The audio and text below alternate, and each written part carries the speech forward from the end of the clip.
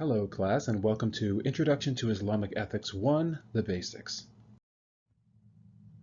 So we're going to talk about what is Islam, we'll review the major Islamic sacred texts, and then we'll talk a little bit about the major events in the life of the Prophet Muhammad. So what is Islam? So Islam is a Near Eastern religion founded by the Prophet Muhammad in 7th century Arabia. And Islam emphasizes 1, the belief that there is one God, Allah, and that Muhammad is his prophet. 2, total submission to the will of Allah. And dedication to the Ummah, or community of Muslims. Now, these foundational teachings we will talk about in the next presentation, appropriately titled Major Teachings in Islam. All right, now there are 3 major texts that you need to be aware of in this class: the Quran, the Hadith, and the Sharia. So the Quran in Arabic literally means recitation, and it is the foundational sacred text in Islam. And it is a collection of sermons and teachings preached in poetic form by the Prophet Muhammad. Now there are 2 different types of chapters or surahs that appear in the Quran: the Meccan surahs and the Medinian surahs. So the Meccan surahs refer to sermons delivered by the Prophet Muhammad between the ages of 40 and 50, from 611 to 621 CE, when Muhammad is basically like a street preacher in the city of Mecca. And the message is highly religious. That is, basically the Prophet Muhammad says that there is, one God, Allah, preaches that Arabs should submit to the will of Allah. He talks about the concern for Murwa, or charity, the discussion of the resurrection, the last judgment, and heaven and hell.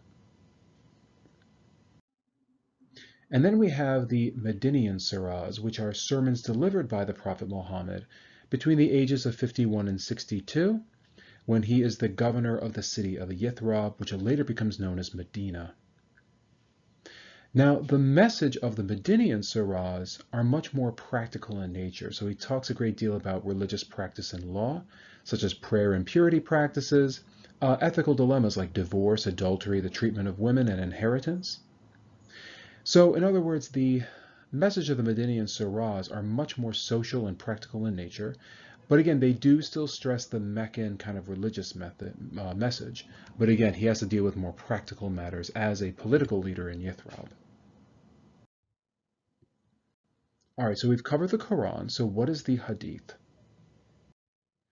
So the Hadith refers to a collection of short selections of the sayings and actions of the Prophet Muhammad as testified by witnesses. So if you wanted to know more about the life of the Prophet Muhammad, you would not turn to the Quran. That is, the Quran does reference some things about the life of Muhammad, but it is in the Hadith that you're going to find the majority of this information. And then we have Sharia, which refers to a vast collection of commentary and debates concerning Islamic law, as well as legal handbooks that were produced and adopted during the medieval period. That is, one thing to be aware of is that there is no single book that you're going to find at the Marist Library called the Sharia. That is, there is no single book called the Sharia. Rather, Sharia refers to kind of like the Islamic tradition of jurisprudence, of legal interpretation, and they're basically volumes and volumes of different Sharia texts, which kind of vary from region to region.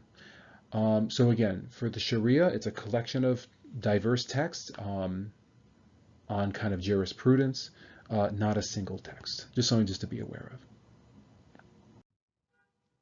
All right, so now that we have covered what Islam basically is, as well as the 3 major sacred texts, let's talk more about the life of the Prophet Muhammad. So I'm going to refer frequently to this timeline. And as we can see, Muhammad was born in the year 570 CE. He died in 632 CE. And we're just going to cover some of the major events that appear on this timeline. So as I mentioned a moment ago, the Prophet Muhammad was born in 570 CE in the city of Mecca in what is present-day Saudi Arabia. And according to Islamic tradition, Muhammad was born during Jahiliyyah, or the Age of Ignorance, a time of polytheistic worship and constant tribal warfare. And Muhammad belonged to a poor clan of the Quraysh tribe, which was a wealthy and powerful Arabian tribe that controlled Mecca and the Kaaba. Now, please be aware of the Quraysh because the Prophet Muhammad is going to have kind of a tense relationship with them. And the Quraysh controlled the Kaaba, which is illustrated right there. It's that large granite building or structure, which is kind of contained like within some kind of a temple. It has pre-Islamic origins, and it was a place of pilgrimage for the ancient Sumerian, like polytheistic religion in Arabia at the time.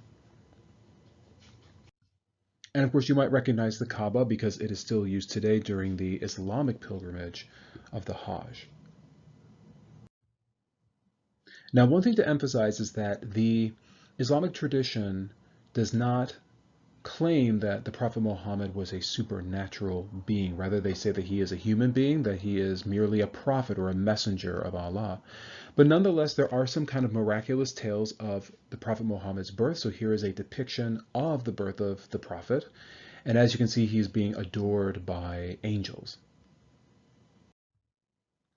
Now, the Prophet Muhammad was orphaned at a very young age, and he was basically raised by his uncle, who was kind of like a caravan owner merchant, Abu Talib. And the story goes that I believe it was when the Prophet Muhammad was at the age of 12 that he ran into a Christian monk in the desert while he was on a caravan, and that the Christian monk said that he would become a great prophet. Just a little interesting tale. Now, 595 CE is a very important year in the life of the Prophet because he marries Khadijah, and Khadijah is a wealthy kind of merchant, 15 years his senior. So when they get married, he's 25 and she's 40. They have children. They're with each other for over 25 years. And she is also with him when he receives his first revelations. So speaking of which, in 611 CE, the Prophet Muhammad, at the age of 40, has his first revelation in the cave of Hira. And this here is an account from the hadith of that event in which he is visited by the angel Gabriel. So it is written, suddenly the truth descended upon him while he was in the cave of Hira. The angel came to him and asked him to read. The Prophet replied, I do not know how to read, because the Prophet Muhammad was illiterate. The Prophet added, the angel caught me forcefully, and he pressed me so hard that I could not bear it any more. He then released me and asked me again to read, and I replied, I do not know how to read. Thereupon he caught me again and pressed me a second time till I could not bear it any more. He then released me and again asked me to read, but again I replied, I do not know how to read, or what shall I read? Thereupon he caught me for the third time and pressed me, and then released me and said, read in the name of your Lord, who has created all that exists, has created man from a clod, read, and your Lord is the most generous. So again, a very kind of dramatic event in which the angel kind of pins, Muhammad to the cave wall, telling him, you must be, a prophet to the Arabians. And here is a kind of a modern picture of the cave of Hira. So from 611 to 621 CE, Muhammad begins his prophetic career by, again, being kind of like a street preacher in the city of Mecca.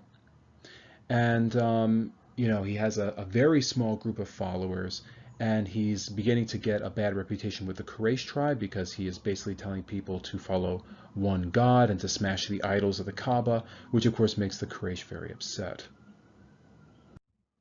It is also during his time in Mecca that he experiences what is called the night journey, where he has a vision where he is transported to Jerusalem and then later has a vision of God in the highest heaven. Now, 621 CE is a very important year. It is referred to as the Hijra, or the flight, also known as the Year of Sorrows, because his wife Khadijah dies and his powerful uncle Abu Talib dies. Now, when Abu Talib dies, the Quraysh basically say, all right, let's, kind of be done with this guy. Let's kill him. And so Muhammad and his close associate Abu Bakr, they flee Mecca and they live in the wilderness for a year. And then it is in 622 CE that he is approached by the people of Yathrib, who have heard about his career in Mecca and asked him to be their governor. So from 622 CE to 632 CE, basically the year of Muhammad's death, he is governor of Yathrib and has to make all of these kind of social, political kind of policy decisions in this leadership role.